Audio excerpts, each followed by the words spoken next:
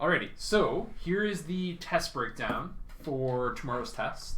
Michael and I were just chatting in the Hangouts chat about how we're actually going to do the test. So we had a staff meeting yesterday, and there were two things that were brought up at the staff meeting. So thing one was we as teachers have to ensure that you guys are actually here. In general, if you're asking questions frequently, like via like voice chat, I don't really need to see your cameras, right? But if I say direct a question towards you, Michael, and then there's no response for a while, then I'll make note of that or something like that. Again, there's only two of you, so it's easy to keep tabs on. But I think a few teachers yesterday had some problems with some of the larger classes, just ensuring that everyone was still there. So just something to keep in mind. And then as far as the test tomorrow goes, so I'm still waiting. The Blythe email system went down this afternoon, so I'm still waiting for like a full explanation. But it sounds like in order to have you guys do assessments, you guys are going to have to join two separate hangout chats with me, and then have your phone camera directed down at your workstation. Okay, just so like something like this where I can see that you guys are writing down your own solutions and whatnot. All right. So just like an anti-cheat measure. Even though I know you guys are probably fine, it's just if it's consistent across the teachers, that just makes it easier. All right. Okay, so as far as the test tomorrow goes, the format of it will actually be pretty similar to your quiz right before the break. So question one is just compute some derivatives. So there might be 4 or 5. I think on the quiz you had 6, which encompass all the rules. So your product rule, quotient rule, chain rule, power rule, as well as the new rules we learned for the exponential and trig functions. Just like you had on the quiz, though, there will be a full formula sheet with all of the formula sheet that we had with all of the formulas on it, right? So that'll still be available to you guys. After that, we'll have some basic application questions. So something like, find the equation of a tangent line, or find the value of the slope of the function at a certain point, or find the equation of the tangent line to the function at a certain point. There'll be a couple word problems, which we can go through a few today. So something like find the velocity of a particle, or determine the rate at which something is increasing or decreasing with time. And then a few harder thinking problems. So Samarth, you mentioned going through maybe like a couple hard thinking problems might be beneficial. So maybe we can do that. So let's start off with just some derivatives, just as a warm up.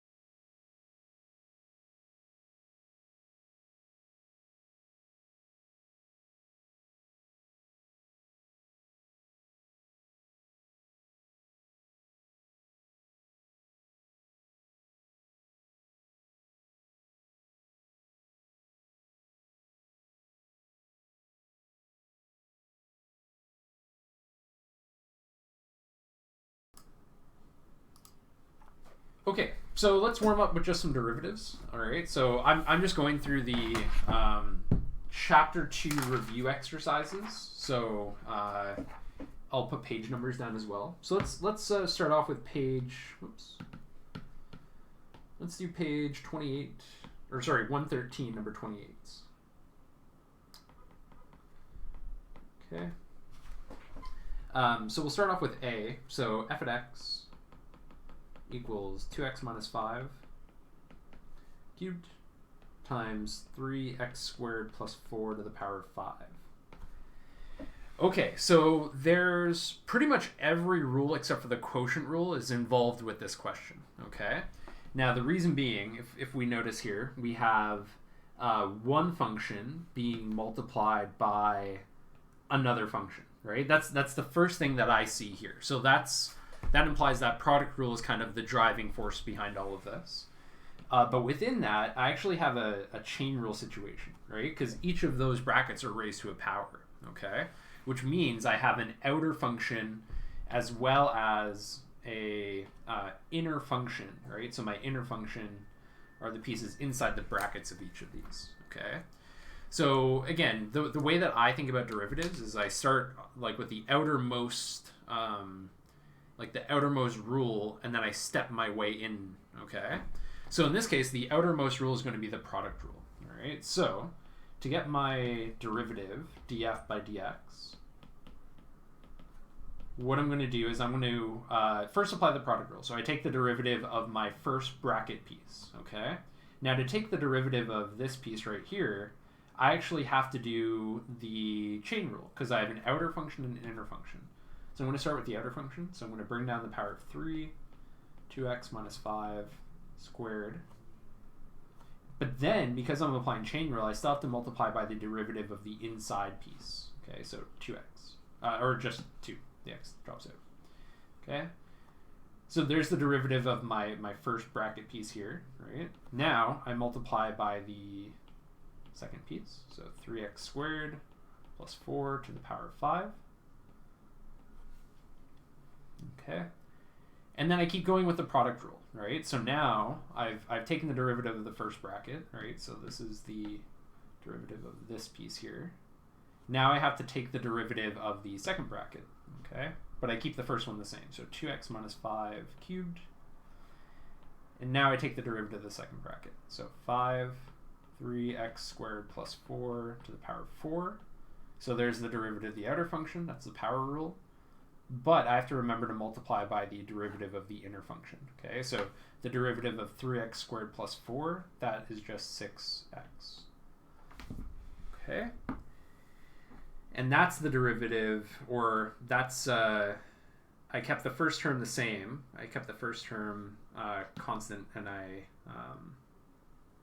took the derivative of the second piece, okay? So at that point, that's my derivative, right? So on the quiz, almost every question was worth 1 knowledge mark, 1 application mark, and some of them were worth 1 thinking mark. So right there, this would get you the knowledge mark for knowing which rules to apply, as well as the application mark for knowing how to actually apply those rules and applying them properly, okay? So actually, both of you were, for the most part, really good at this step, okay? Now, what comes from here is actually trying to factor and simplify this thing in some way, right? So the first thing I would do is I would just collect some like terms here, okay? I would make this thing look a little nicer, right?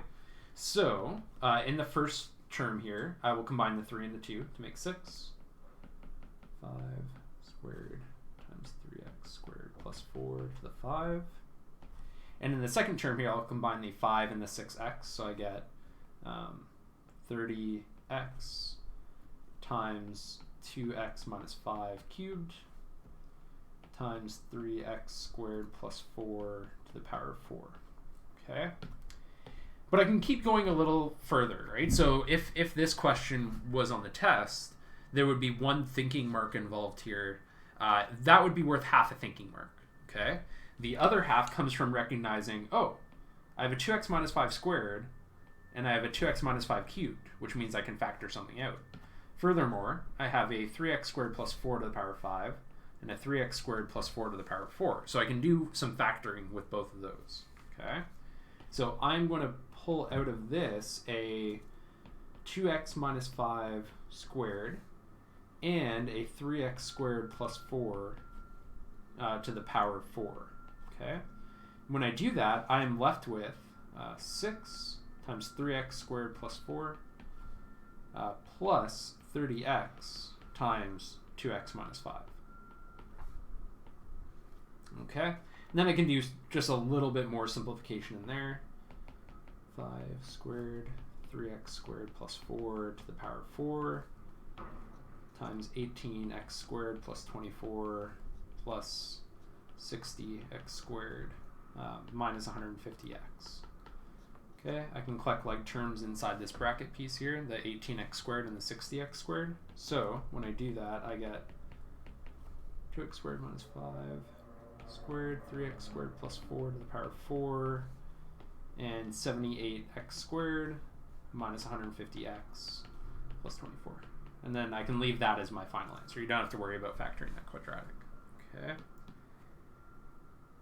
Okay, first example in the books. How do you guys find that one?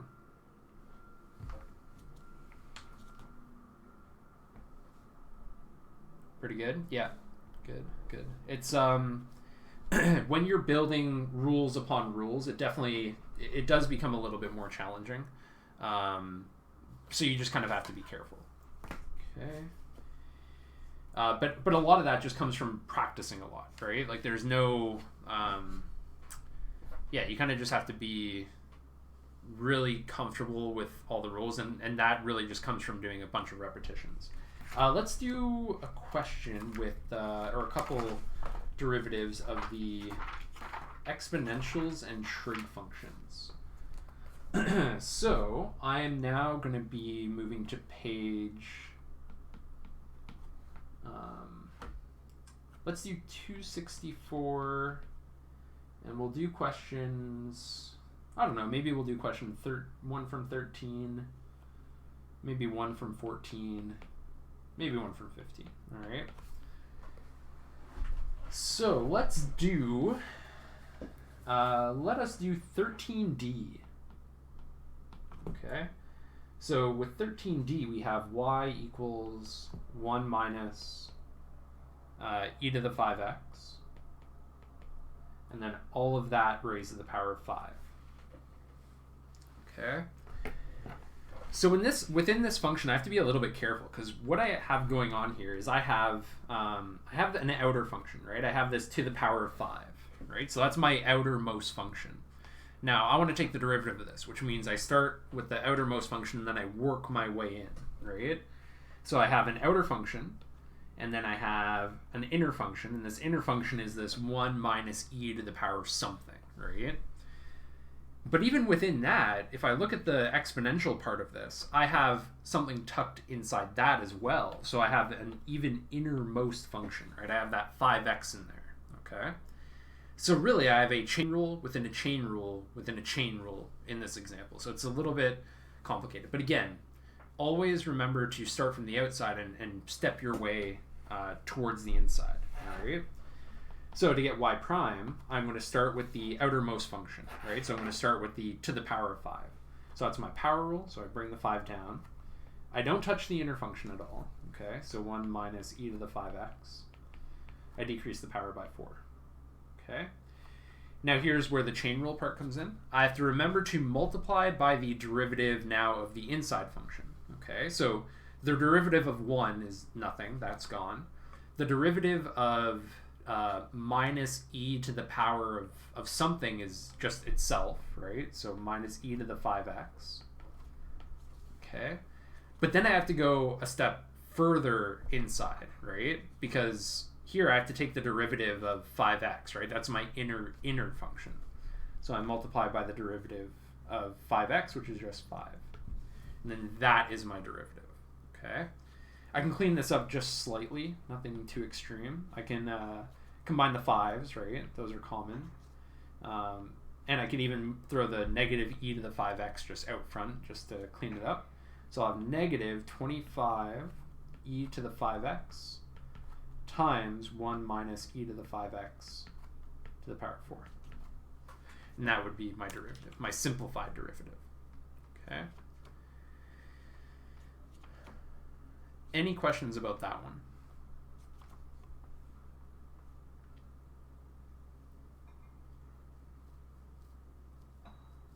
Alrighty, so let's try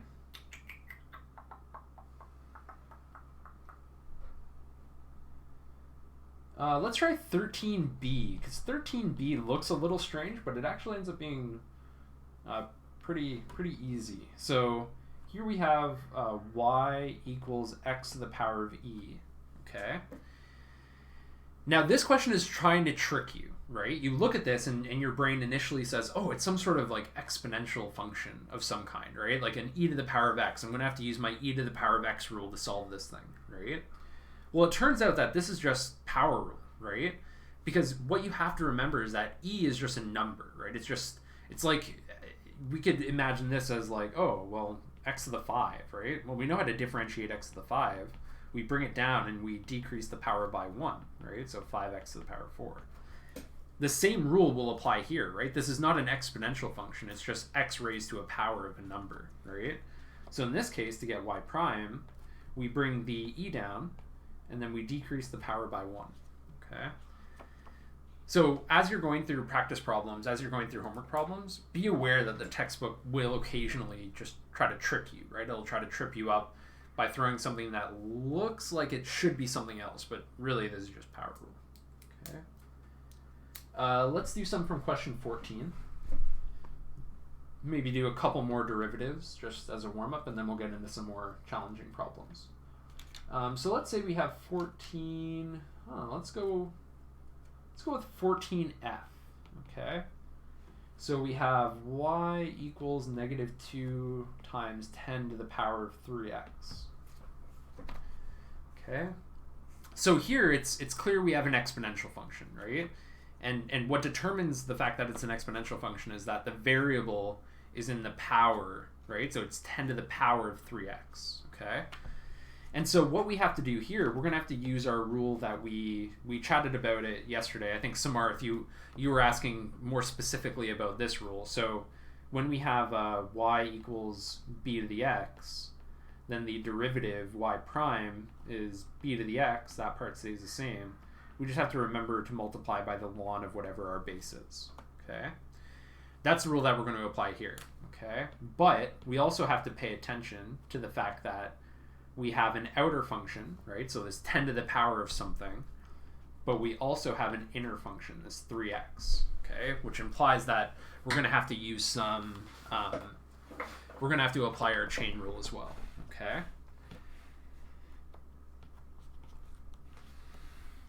That's because the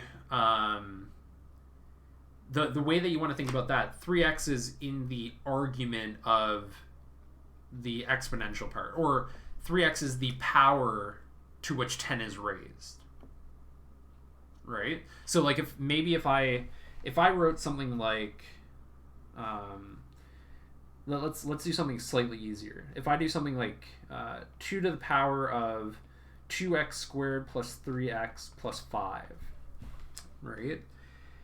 The main function is kind of the exponential part, right? The outer function is the exponential function. The inner function is that quadratic bit, right? So if instead I did something like this, if I went y equals 2 times 2 to the power of x squared plus 3 times 2 to the power of x plus 5, I look at these and what you should notice is that the exponential and the polynomial kind of switch spots a little bit, right? Here it should be, with this second example right here, it should be obvious that the exponential function is kind of the inner function and the polynomial function is the outer function. Does that sort of clear up why 3x in this example is the inner function? Cool. Okay, excellent. Okay, so let's get to this one. And actually, we can also do this one if you want, but let's get back to our example. So to find y prime, so the first thing is we have a constant, right? So at -2, so that's just along for the ride. We first take the derivative of the outer function, right? So 10 to the power of something. So to do that, we first keep it the same, okay? But because it is our exponential rule, we have to make sure to multiply by ln of the base, okay? So times ln of 10. And now here's where the chain rule part comes in, right? So that is my outer function. That's 10 to the power of something. I've dealt with that. But now I have to step in a little bit, right? Now I have to multiply by the derivative of the inner function, which is 3x. So I just have to multiply by 3. Okay, and I can clean this up slightly. So negative 6 ln 10 times 10 to the power of 3x. Okay. And just because I wrote it down here, let's try this one as well. Let's say we have y equals 2 to the power of 2x squared plus 3x plus 5. The way that I would take the derivative of this is I first apply my exponential rules to this. So it first stays the same, 2x squared plus 3x plus 5. I multiply by ln of whatever my base is, so there's my outer function. And then the chain rule tells me that I still have to multiply by the derivative of my inner polynomial part. So it looks something like that. Okay. Any questions on that one, or is that pretty okay? Okay.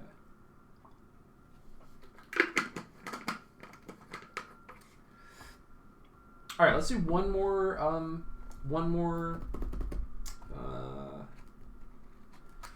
derivative question, then we'll do an application. Let's do 15a. Okay, so 15a, the way, I'm going to write it down exactly the way that it's written in the textbook. So the textbook says y equals sine 2 to the power of x. Okay. Now I think, I forget who it was, if it was Michael or Samarth yesterday. I think someone asked, like, oh, why is it not product rule, right? Because you would look at this and say, well, I have sine, and then I have 2 to the power of x, and you might say, oh, that kind of looks like I'm multiplying those two things together, right? The one thing that we really have to make sure of is the fact that when we do sine, it's sine of something. You can't just have sine all by itself. So what I would usually do is write this sine of 2x, and I put that part in brackets to let me know that I'm taking sine of 2 to the power of x, okay? And so that should clue you into the fact that this is a chain rule, right? I have an outer function, my sine x function, and I have an inner function, my 2 to the x, okay? So to find y prime, I first take the derivative of the outer function, so I take the derivative of sine. Derivative of sine is cosine, so cos of 2 to the power of x. But then I have to remember to multiply by the derivative of my inner function, right? So the derivative of 2 to the power of x is 2 to the power of x times ln of 2. And that would be the derivative of that. Okay. Okay. Let us see what we can do.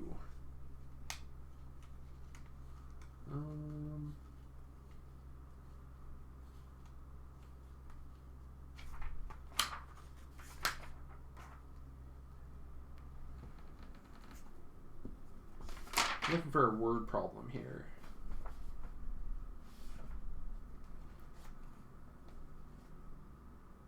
Actually, let's do a cool kind of application problem. I'm looking at page 263, number 8. Okay. So this question says, determine an equation of the tangent line to the curve of y equals x minus e to the negative x. That is parallel to the line, so I need a tangent to this function. That is parallel to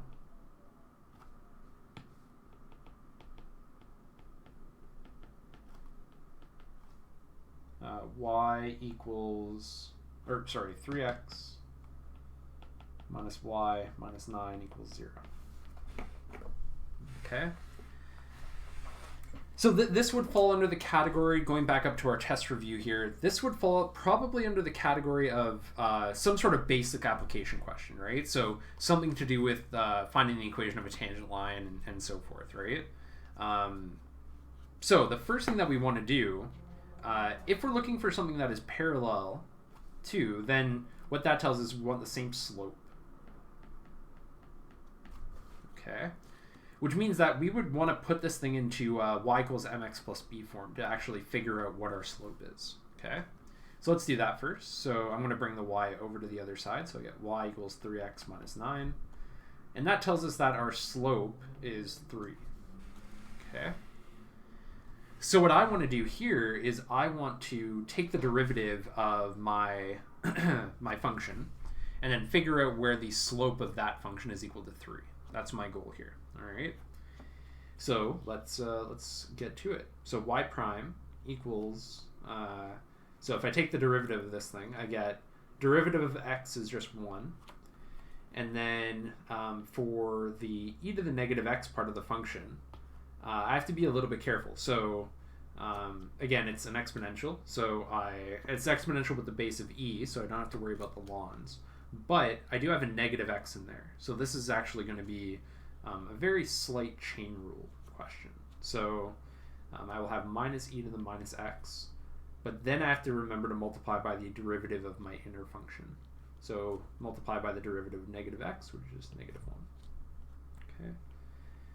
And then I can do just a little bit of simplification here. I have a negative and a negative 1. So that'll just give me 1 plus e to the x. Okay. Now we want this to be equal to 3, right? We want our slope of our function to be equal to 3. So 3 equals 1 plus e to the x. Okay. I'm going to fiddle with this. So bring the 1 over to the other side. So I get 2 equals e to the power of x. Okay. Now, Samarth, this is where, and actually, Michael, I'm curious as to what you think about this as well, but Samarth, you're currently going through advanced functions. You haven't done logarithms yet, which kind of puts you at a disadvantage for solving something like this, right? Michael, how are you with your exponential solving skills? Do you remember quite a bit from advanced functions?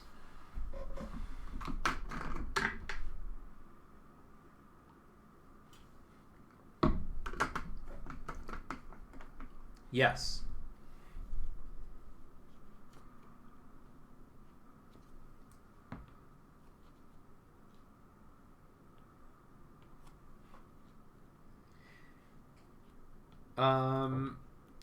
Okay, so like this part here and this negative here, what you want to imagine that as? Here, let me pop this open here. So it's 1, and then the way that you want to think of minus e to the negative x is, say, minus 1 times e to the negative x times negative 1, right? So what I'm actually combining here, I'm actually combining the negative 1 with the negative 1 to make positive 1. Is that what you're asking about?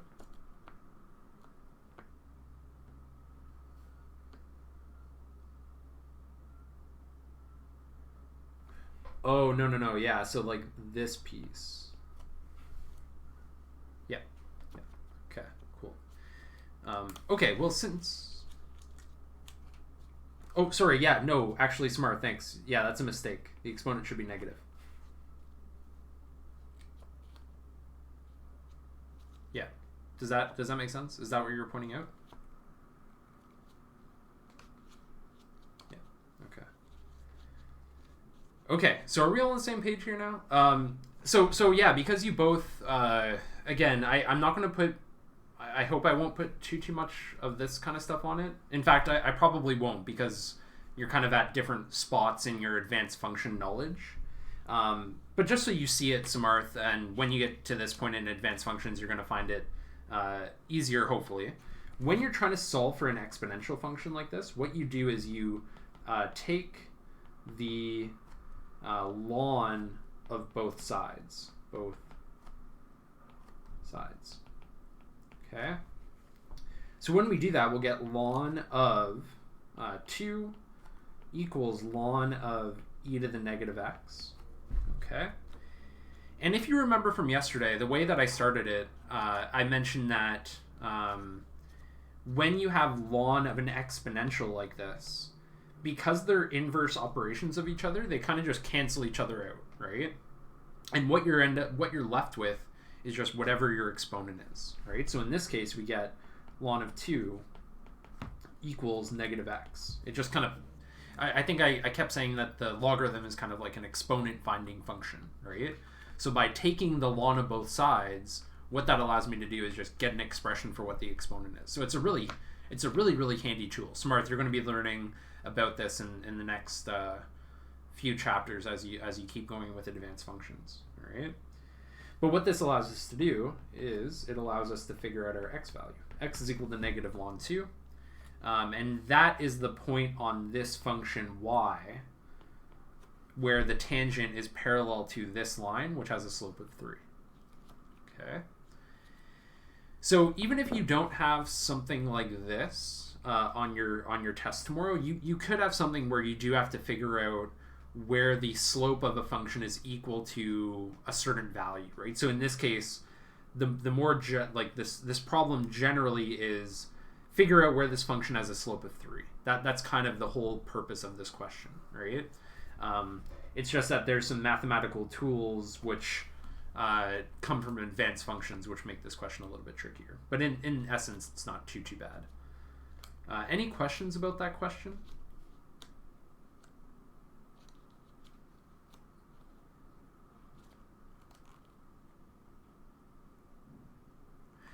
If you wanted to find the y value, yes. If you wanted to, so like the corresponding y value to this would be y equals negative ln 2 minus e to the negative ln 2. So it would be negative ln 2 minus e to the ln 2.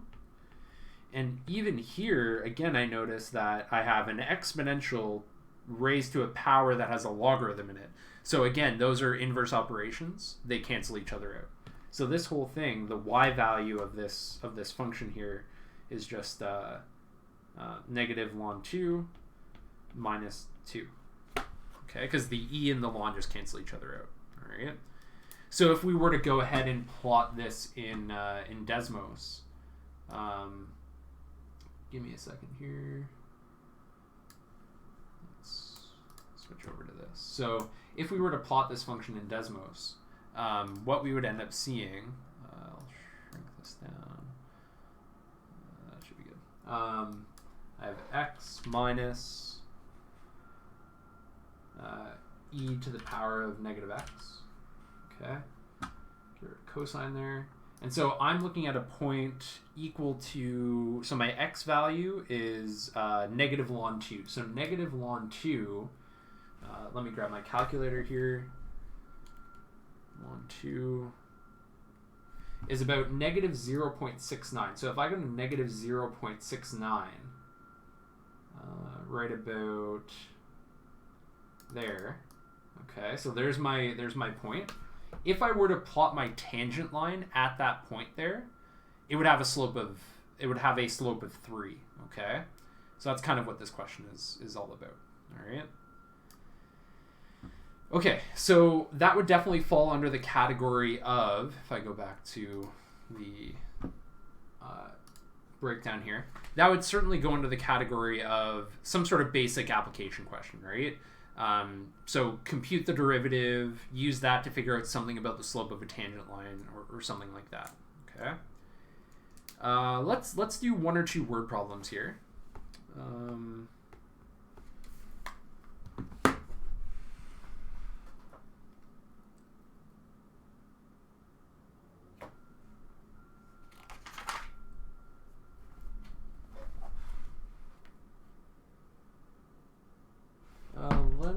Actually, I'll flip back.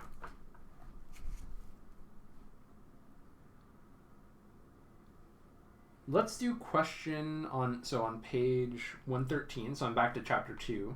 Let's do question 30. Okay.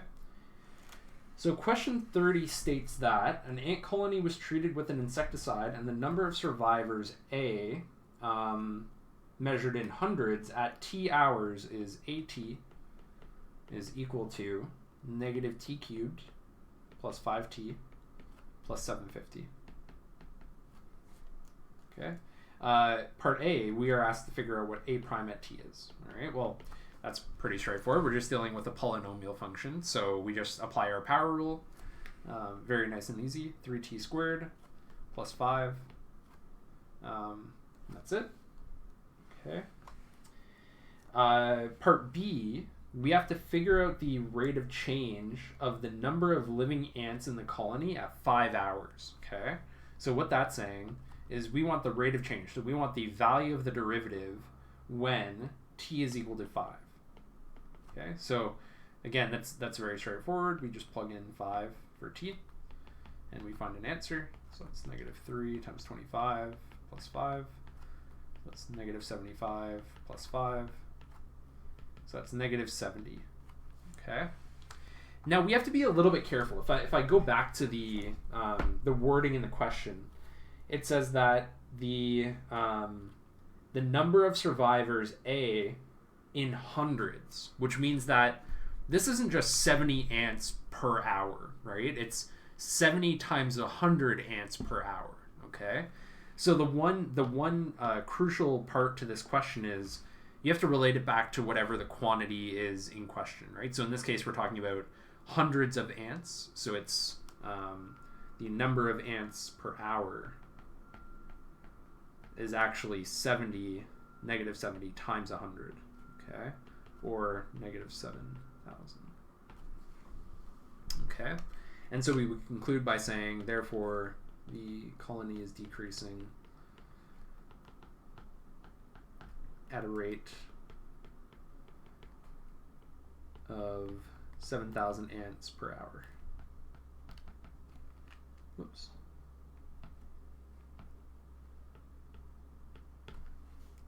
Okay.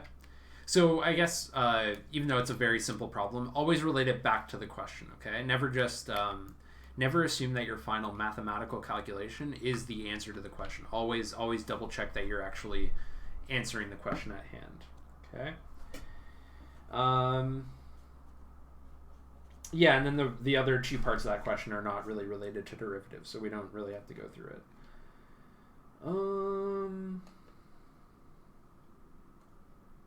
Yeah, so I mean that something like that level for an application problem, maybe a little bit harder than that. I'll try to find a good one.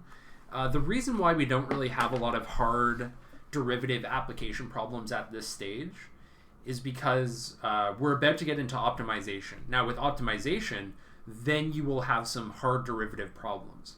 But we haven't introduced a lot of the framework for optimization problems. That'll be later this week. Once we do that, you will actually see some challenging problems, like application problems with derivatives, okay? At this stage, we can't really ask super challenging application problems, so you'll get something like this. Maybe like a few parts to it, a few subparts, and yeah, whatnot. But it won't be anything too challenging, all right? So going back to the test breakdown, I would say word problems, yeah, something like that. Find the velocity of a particle. Here we found the rate of decrease of the ant population with time. Okay. Okay, let's think of a thinking problem. Do you guys have any in mind?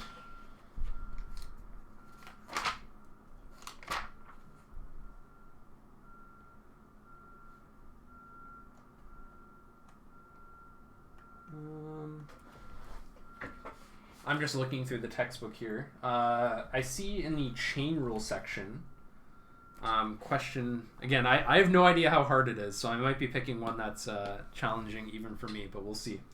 Let's do page 106. Question 18. All right.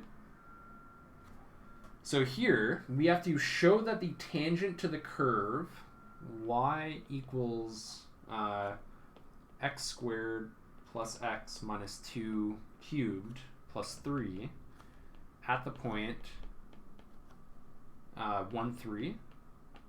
So the tangent to this function is also tangent to the curve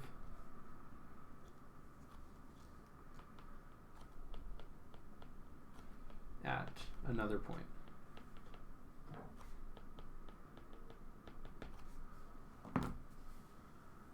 Okay.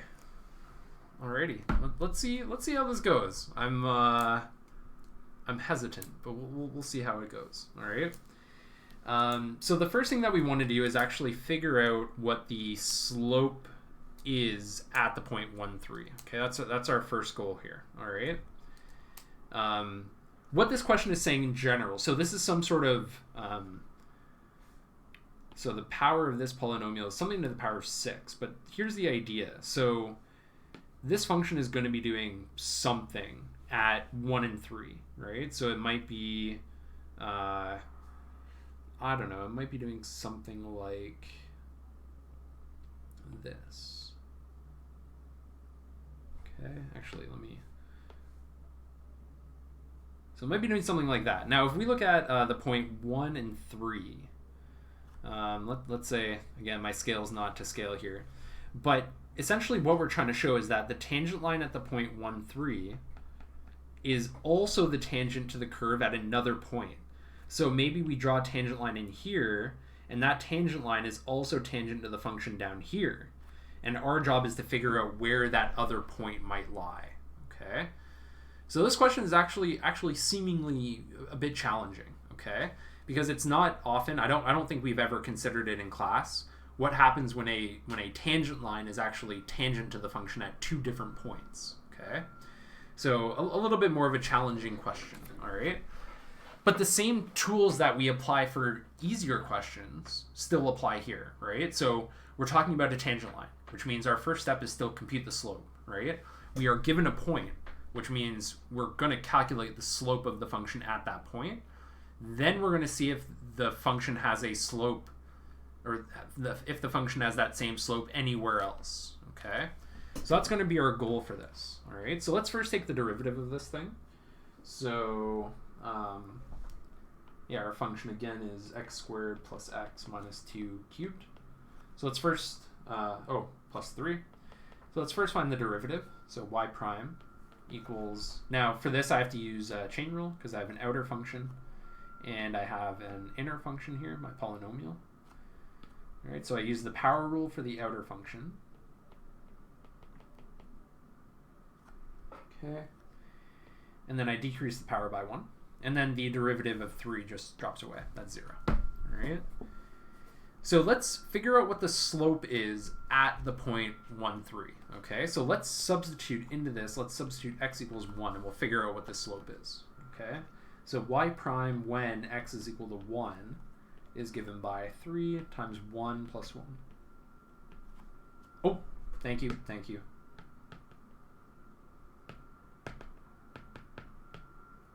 That was a close one. All right, 2x plus 1. Whew. That would have been bad news. All right, now let's plug in x equals 1. Y prime, x equals 1, equals 3 times 1 plus 1 minus 2 squared. 2 times 1 plus 1. Okay. So this is actually quite lucky, right? Because notice here, I get 1 plus 1 minus 2. So that whole thing is just 0, right? 3 times 0 times 3 is just 0, okay? So my picture is not entirely accurate, right? Because what my picture is saying is that there is some slope, but it turns out that there's no slope. So let's actually take a second and graph this, just so we can see what we're dealing with. So back to Desmos. Let's actually graph this thing. So actually I'll make my window a little smaller here. Okay, so we have x squared plus x minus 2 cubed plus 3. Okay. I'll have to zoom out a bit. So here I notice that at 1, 3, I do indeed have some sort of horizontal tangent line, right? So it makes sense that my slope is 0 at this point, okay? And it also looks like, if I look at this function, it also looks like there's another point over here at x equals negative 2 that also has a slope of 0, right? Negative 2 and 3. So if I were to draw a tangent line, let's actually graph this. If I draw a tangent line, y equals 3, I notice that it's actually tangent to the function at 2 points, at negative 2 and at positive 1, okay? So my job right here is actually to figure out or how to get that the slope is also 0 at x equals -2. Okay, so let's give that a go. So if I bring my function down, I want my slope to match, right? So I want 0 is equal to... What's up, Smurth?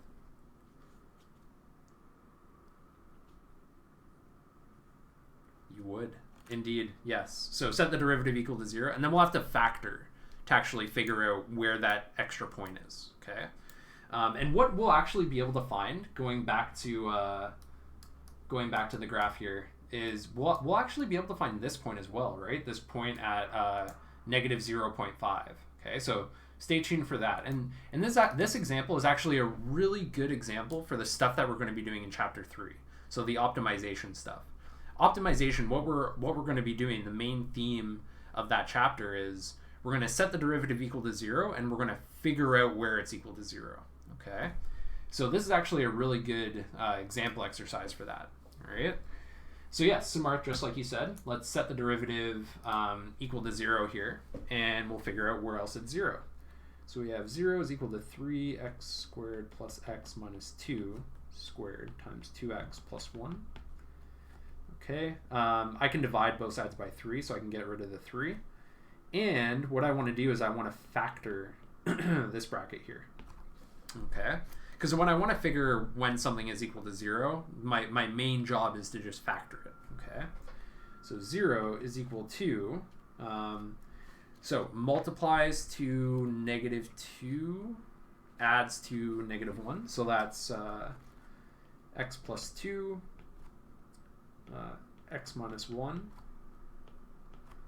and that whole thing is squared, times 2x plus 1. Okay. Now we have to ask ourselves, okay, where is this function equal to 0? Well, this function would be equal to 0 when x is equal to -2. Okay, that's promising. This function is 0 when x is equal to 1. Okay, that's very promising, because this was what we had, what we just saw up here, right? So we already actually have that solution. And it should also be 0 when x is equal to -1/2, right?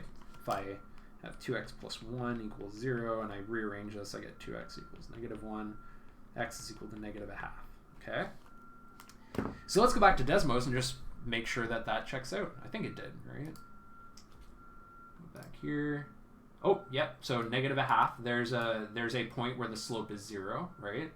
That has a slope of 0. If I come back up here, -2, there's another point where there's a slope of 0, right?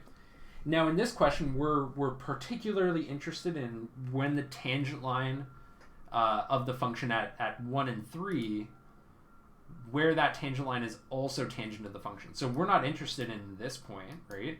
Even though that will also have a horizontal tangent line, it is not the same tangent line as we had for 1 and 3. So we don't care about the -1/2 point. Okay. Okay, so how was that question? How was the level of that question?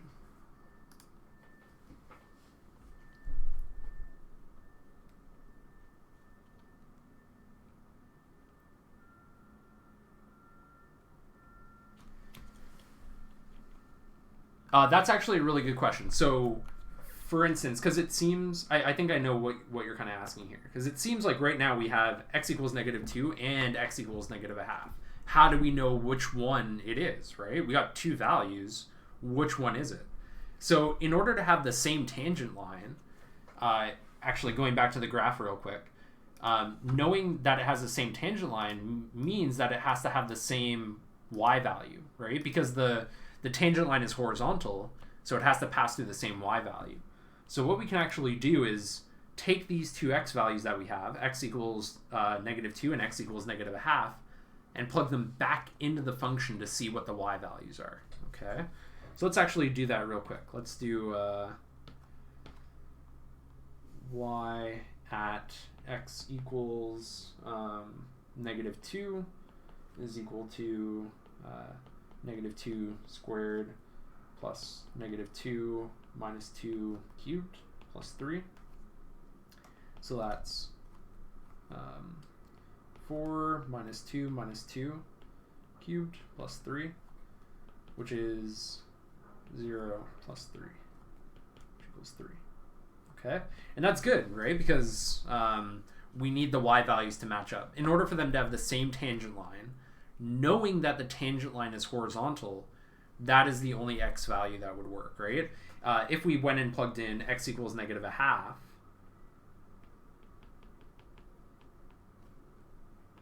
we would get a value. I'm just going to use my calculator for this. We would get a value of 0.5, negative 0.5 minus 0.5 minus 2 cubed plus 3. I get a value of negative 8.39. And so although this point will also have a horizontal tangent line, it won't be the same tangent line, right? Like going back to the graph, the tangent line down here, the tangent line down here would be y equals negative 8.39. Negative 8.39. Right? So the green tangent line in this picture is not the same tangent line as the blue tangent line. Okay? The whole point of this question was to figure out where the tangent line would be the exact same tangent line. Okay? How was that question?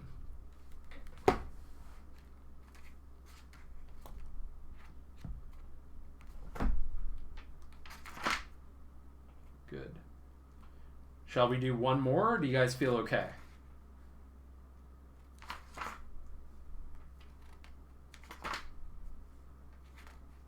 One more? Okay, I'm looking for another thinking type problem.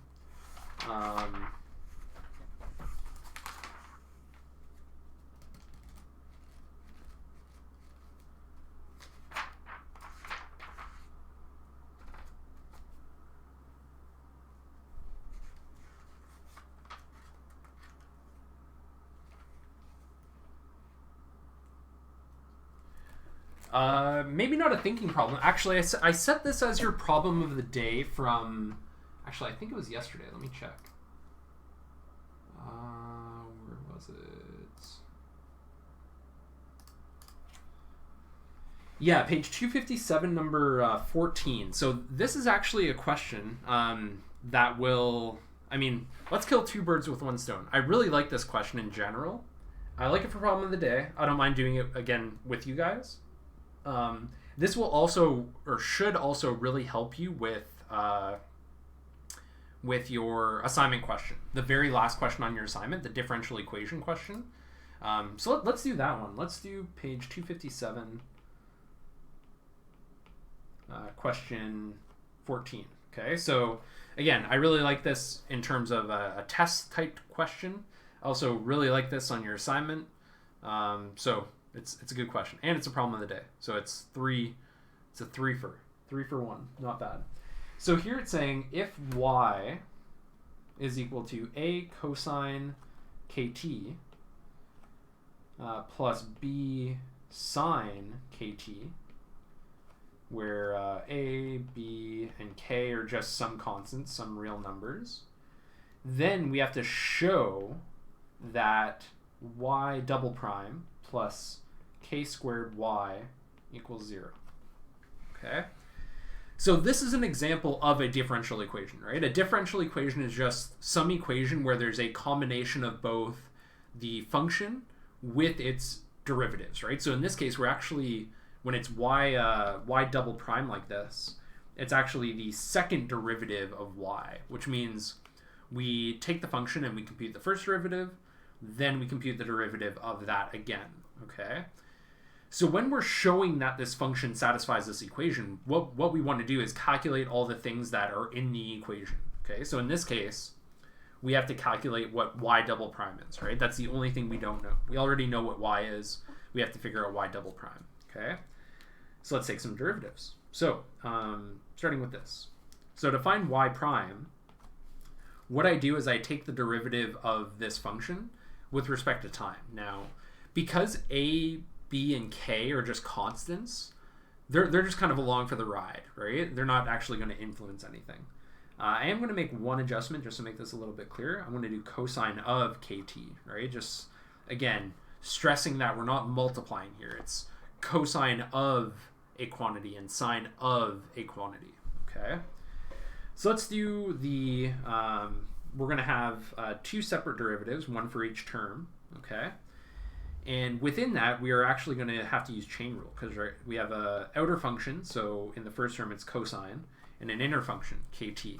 Okay, so let's calculate the derivative. So we first take the derivative of the outer function. So the derivative of cosine is minus sine, so minus a sine of kt. But then we have to remember to multiply by the derivative of the inner function. Okay, so times k. So there's my first term done. My second term is b sine kt.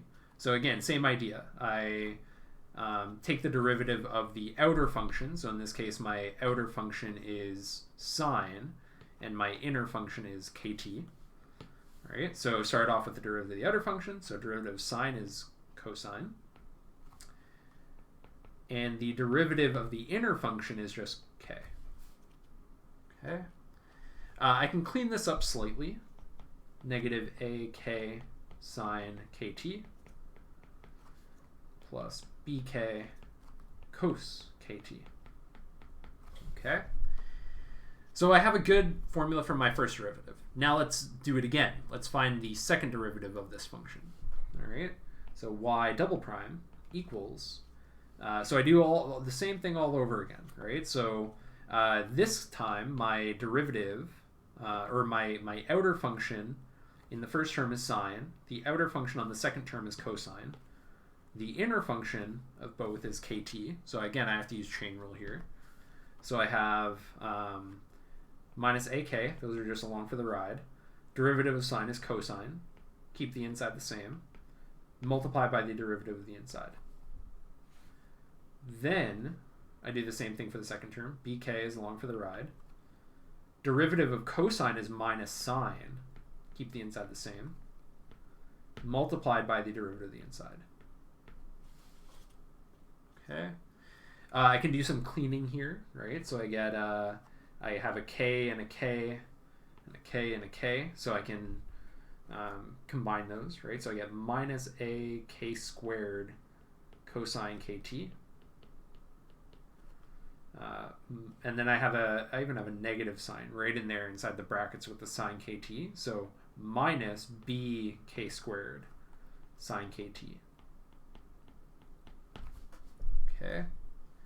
So I have my y double prime.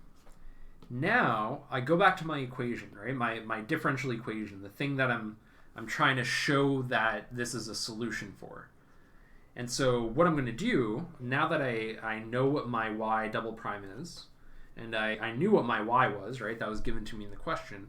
I'm going to plug both of those into the equation and then see what happens, right? So my y double prime was minus a k squared cosine of kt minus b k squared sine of kt.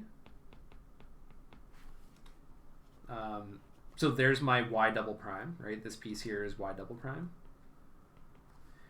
And then I have plus k squared times y. So y in this case is a cosine kt plus b sine kt. Whoops. Equals 0. And we're showing that it's equal to 0. Okay, so this piece here is my y. All right. And so I can expand out this bracket, so I can bring the k squared into both of these. So I get minus a k squared cosine kt minus b t squared b k squared sine kt. And then I will have plus a k squared cosine kt plus b k squared sine kt.